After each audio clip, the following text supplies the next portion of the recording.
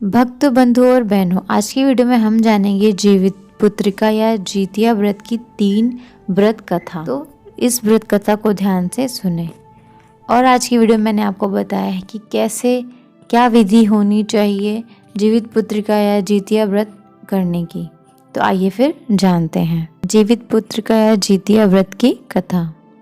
जो स्त्री जीवित पुत्रिका का व्रत करती है उसका उद्देश्य पुत्र के जीवन की रक्षा करना यानी दीर्घायु की कामना करना प्रमुख होता है, ताकि उसको आजीवन पुत्र शोक न सताए। जीवित पुत्रिका या जितिया का व्रत आश्विन मास के कृष्ण पक्ष की अष्टमी के दिन रखा जाता है। इस व्रत को करने का विधान केवल पुत्रवती महिलाओं के लिए ही है। यदि पुत्र की अल्प आयु योग हो तो वह भी इस व्रत के प्रभाव से मिट जाता है और उसे पूर्ण आयु प्राप्त होती है। इस व्रत के प्रभाव से बच्चे के मरण दोष को भी दूर किया जाता है। इस दिन व्रती महिलाएं दैनिक कार्य स्नान आदि से निवृत्त होकर भगवान सूर्य नारायण की मूर्ति को स्नान कराकर विधि विधान अनुसार पूजन कर धूप दीप कपूर से आरती करें, बाजरे और चने से बना भोग लगाएं, प्रसाद भक्तों में बांटे। अष्टमी के दिन व्रती स्त्रियां प्रातः काल में उड़द के साबुत दाने निगल जाती हैं, जिसका तात्पर्य है कि भगवान श्री कृष्ण का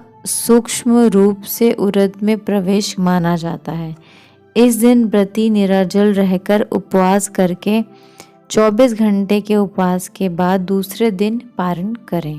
पुरोहित ब्राह्मणों को ससम्मान भोजन कराकर दान दक्षिणा देकर विदा करें। और यह भी विधान है कि अपने पुत्रों के गले में काले या लाल रंग के रक्षा सूत्र या धागे को पहनावें। इसके पश्चात स्वयं भोजन कर इस दिन उड़द तथा गेहूं के दान का बड़ा महत्व बताया गया है। शास्त्रों में व्रत के दिन कटे हुए फल व शाक खाना वर्जित माना गया है, इसीलिए प्रायः सभी स्त्रियां ब्रह्म बेला में ही दही चूड़े का भोग लगाकर पशु पक्षियों के लिए थोड़ा भाग निकाल देती हैं और तब स्वयं खाती हैं। जीवित पुत्रिका या जितिया का व्रत में भगवान श्री कृष्ण का पूजन विधि से करना चाहिए तथा भगवान श्री कृष्ण के मंत्र का उच्चारण अवश्य करें। मंत्र ओम नमो भगवते वासुदेवाय, ओम नमो भगवते वासुदेवाय। इस मंत्र का उच्चारण आपको पूरे दिन करना चाहिए। इस मंत्र का जाप करते हुए इस व्रत को धारण करें। जितिया या जीवित पुत्रिका व्रत की कथा इस प्रकार से है। तो आज हम इस वीडियो में जितिया या जीवित पुत्रिका की 3 व्रत कथा सुनेंगे। जितिया या जीवित पुत्रिका व्रत कथा। प्रथम, जिमुतवाहन नामक राजा अत्यधिक धनवान तथा धर्मात्मा थे। एक दिन वह पर्वत पर भ्रमण करने गए। उस पर्वत पर मलायवती नामक राजकन्या देव पूजन के हेतु आई थी। वहां पर एक दूसरे को देखते ही उनके हृदय में प्रेम हो गया। परस्पर प्रेम दर्शन का यह दृश्य राजकुमारी के भाई ने देखा था। देव पूजन के पश्चात राजकुमारी अपने भाई के साथ वापस लौट आई।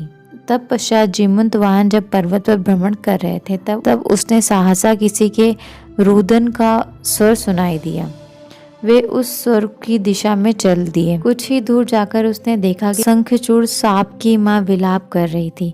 उसने उससे विलाप का कारण पूछा तो ज्ञात हुआ कि उसका एक पुत्र आज गरुड़ के भोजन के लिए जाने वाला है। जिमुतवाहन का हृदय द्रवित हो गया। वे स्वयं गरुड़ के भोजन के लिए नियत स्थान पर जाकर लेट गए। नियत स्थान पर आकर गरुड़ ने जिमुतवाहन पर चोट से प्रहार किया, किंतु वे शांत भाव से पड़े रहे, हिले नहीं। चोच में जब सांप का स्पर्श ना हुआ तो उसने नीचे देखा, जिससे गरुड़ को आश्चर्य हुआ। वह सोचने लगा यह कौन है। जब गरुड़ ने उसे खाना बंद कर दिया तो जिमुतवाहन ने पूछा, आपने खाना बंद क्यों कर दिया? मेरी नसों में अब भी रक्त प्रवाह हो रहा है, मेरे शरीर में मांस है, लगता है अभी तुम्हारी भूख मिटी नहीं। गरुड़ जिमुतवाहन को पहचानकर पश्चाताप करने लगा। गरुड़ ने शांत भाव से सोचा, यह तो दूसरों के लिए प्राण दे रहा है और एक मैं हूँ कि प्रतिदिन अपनी भूख मिटाने के लिए दूसरों के प्राण ले रहा हूँ। इस प्रकार अनुताप करते हुए गरुड़ ने अपने कलंकित रूप के दर्शन किए। गरुड़ ने अपने पापों का पश्चाताप सा करके राजा से वर मांगने को कहा। राजा ने कहा, आज तक आपने जितने सांपों को मारा है उन सबको जीवित करें। भविष्य में सांप न खाने की प्रतिज्ञा कीजिए। गरुड़ ने तथास्तु कहकर अपने धर्म का निर्वाह किया। जब यह घटना घटी उसी समय राजकुमारी का पिता तथा भाई राजा जीवंत वाहन की खोज करते करते वहां पहुंचे। उन्होंने राजकन्या का विवाह उनसे कर दिया। उस दिन अश्विन कृष्ण अष्टमी थी। जीवित पुत्रिका या ज्योतिया व्रत दूसरी कथा। महाभारत के युद्ध के पश्चात पांडवों की अनुपस्थिति में कृतवर्मा तथा कृपाचार्य के साथ अश्वत्थामा ने शिविर में प्रवेश करके सैनिकों की हत्या कर दी। अश्वत्थामा ने सोते हुए द्रौपदी के पुत्रों को पांडव समझकर उनके सर काट दिए। दूसरे दिन अर्जुन ने केशव को सारथी बनाकर अश्वत्थामा का पीछा किया तथा उसे बंदी बना लिया। धर्मराज युधिष्ठिर के आदेश तथा भगवान श्री कृष्ण के परामर्श से सिर की मणि लेकर तथा केश मुंड लेकर गुरु पुत्र को बंधन से मुक्त किया। अश्वत्थामा ने अपमान का प्रतिशोध लेने के भाव से पांडवों की वंशधर उत्तरा के गर्भ पर आमेघ अस्त्र का प्रयोग। पांडव उस अस्त्र का प्रतिरोधन न कर सके। वे भगवान केशव के शरण में गए। भगवान ने सूक्ष्म रूप से उत्तरा के गर्भ में प्रवेश करके गर्भ की रक्षा की, किंतु जब पुत्र का जन्म हुआ तो वह मृतप्राय था। तब भगवान ने उसे प्राण दिया। वही पुत्र पांडव वंश का उद्धारक राजा परीक्षित हुआ। परीक्षित को इस प्रकार जीवन दान देने के कारण इस व्रत को जीवित पुत्रिका के नाम से शब्दांकित किया जाता है। उड़द का दाल निगलकर भगवान श्री कृष्ण का सूक्ष्म रूप से उदारक प्रवेश माना जाता है। अतः इस दिन भगवान श्री कृष्ण या भगवान वासुदेव की पूजा की अनिवार्यता है। जीवित पुत्रिका या ज्योतिया व्रत तीसरी व्रत कथा। एक समय जब भगवान श्री कृष्ण द्वारिकापुरी में निवास करते थे, उस समय एक ब्राह्मण भी द्वारिका में ही रहता। उसके 7 पुत्र काल के गले में बचपन में जा चुके थे। इस दशा को देखकर वह ब्राह्मण बहुत दुखी था। एक दिन वह भगवान श्री कृष्ण के पास गया और उनसे कहने लगा, हे भगवान, आपके राज्य में आपकी कृपा से मेरे 7 पुत्र हुए, परंतु जीवित कोई नहीं रहा। इसका क्या कारण है? यदि आप अपने राज्य में किसी को दुखी देखना नहीं चाहते हैं तो आप मुझे उपाय बताएं।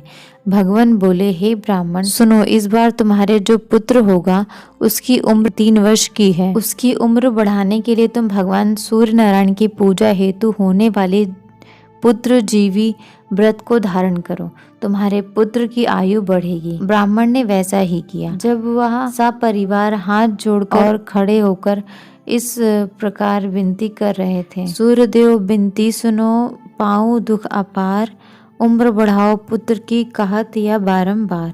इतना सुनते ही सूर्य भगवान का रथ वहीं रुक गया। ब्राह्मण की विनती सुनकर और प्रसन्न होकर सूर्य ने अपने गले से एक माला ब्राह्मण पुत्र के गले में डाल दी और आगे चले गए। थोड़े ही देर में यमराज उस ब्राह्मण पुत्र के प्राण लेने आया। यमराज को देखकर ब्राह्मण और ब्राह्मणी श्री कृष्ण को झूठा कहने लगी। भगवान श्री कृष्ण अपना अनादर जानकर तुरंत सुदर्शन चक्र लेकर आए और बोले, इस माला को यमराज के ऊपर डाल दो। इतना कहते ही ब्राह्मण उस माला को उठाने लगा कि यमराज डर के भाग गया, परंतु यमराज की छाया रही। ब्राह्मण ने उस फूल की माला को छाया के ऊपर फेंक दिया, जिसके फलस्वरूप वह छाया शनि के रूप में आकर भगवान श्री कृष्ण की प्रार्थना करने लगी। भगवान श्री कृष्ण को शनि के ऊपर दया आ गई और पीपल के वृक्ष पर रहने के लिए कहा। तब से शनि की छाया पीपल के वृक्ष पर निवास करने लगी। इस प्रकार भगवान श्री कृष्ण ने उस ब्राह्मण के पुत्र की उम्र बढ़ा दी। इसीलिए हे भगवान, जिस तरह से उस ब्राह्मण के लड़की की उम्र बढ़ाई है, उसी तरह सबकी उम्र बढ़ाना। जीवित पुत्र का व्रत समाप्त हुआ। तो मिलती हूँ अगले वीडियो में। तब तक आप लोग अपना ख्याल रखिए। तब तक के लिए नमस्कार।